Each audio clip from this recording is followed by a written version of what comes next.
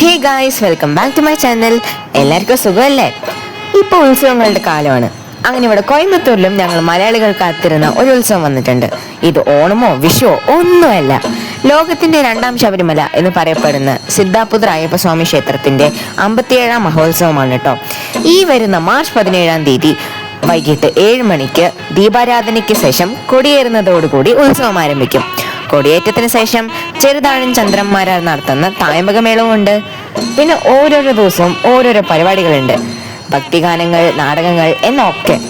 പിന്നെ മാർച്ച് 23-ാം തീയതി നമ്മുടെ അയ്യപ്പസ്വാമി 3 ഗജവീരന്മാരുടെ അകമ്പടിയോടുകൂടി പള്ളിവേട്ടയ്ക്കായി വെളിയിൽ വരും. പിന്നെ രാത്രി 11 മണിക്ക് പള്ളിക്കുറുപ്പും ഉണ്ട്.